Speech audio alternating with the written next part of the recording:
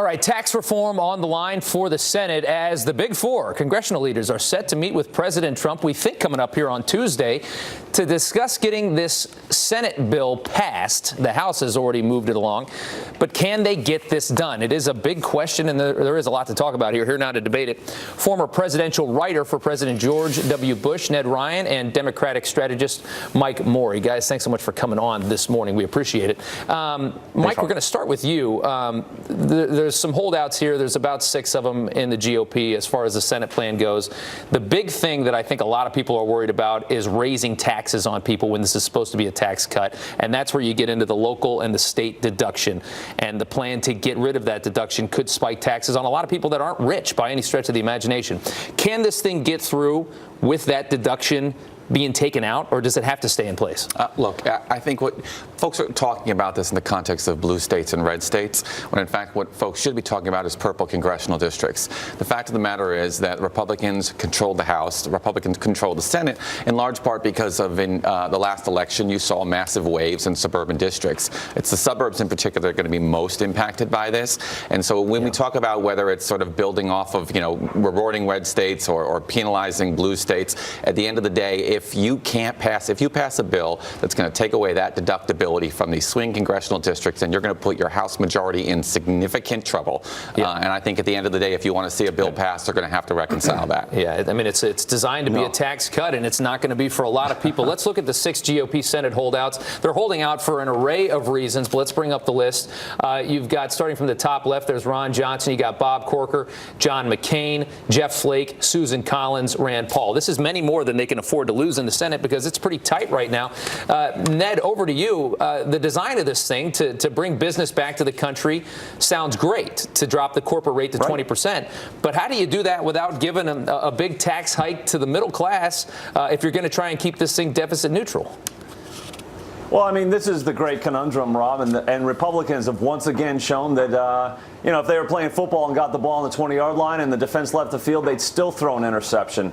I think the thing that they've got to figure out in regards to the SALT issue is I don't think you can you can remove that deduction completely. I think they've got to probably have a clause in there where they sunset it and say in 2 years we'll kick in the SALT deduction to allow the states to be able to respond not only with their budgets but also for the people that reside in those states. But Ron Johnson is really throwing a fit because they've taken the 25% pass-through small business tax that the House plan has and raised it to 30%. And I think that's unacceptable, and Ron Johnson thinks so as well.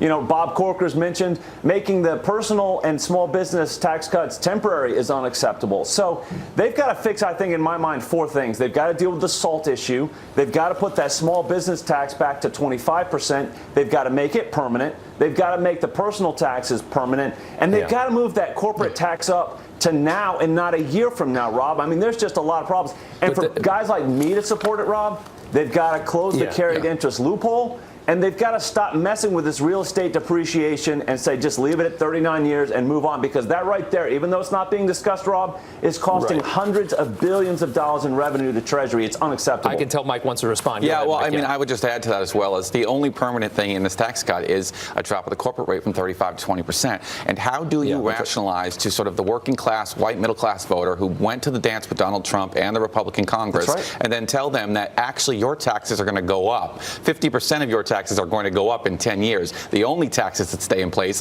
are for the swamp. But he's trying to say that big picture, we're going to have more jobs, and in the long run, it's going to be better because all these companies, according to their plan, are going to flood back into the country when they see that 20% tax rate. Unless, of course, you ask Gary Cohen, who he asked CEOs this to their face, asked who was going to invest with these corporate tax rates, tax decreases, and hardly a hand went up in the audience. So I think that's a lot of smoke and mirrors. You better get down to the fact that there will be no permanent cuts for the middle class, working class of this country. And that is, I mean, I agree, that is the huge problem. And then you also have the individual mandate thing that they were trying to tie in, although the president had a tweet, I think last night or this morning, that said he's probably flexible on allowing the mandate to continue and not removing that. But I just can't, I mean, I've looked at this thing from 1,000 different ways. I cannot find a feasible way that you're going to satisfy all of these people.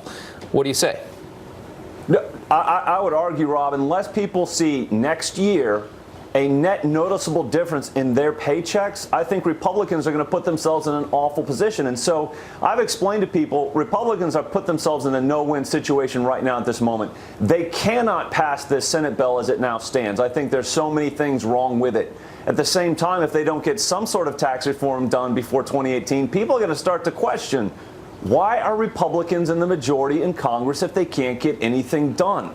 And so I would go back to saying also, too, you can't have all these taxes that I think benefit a certain small class of real estate developers and private equity hedge fund guys, and then stick the middle and upper middle class with the bill. It will be devastating to the Republican Party. I completely agree. I think both portions of this Senate and House have big problems, and I don't know how they're going to fix them. But we're optimistic because the administration needs to get something done for the American people. Guys, thank you so much for coming on this morning. We do appreciate it.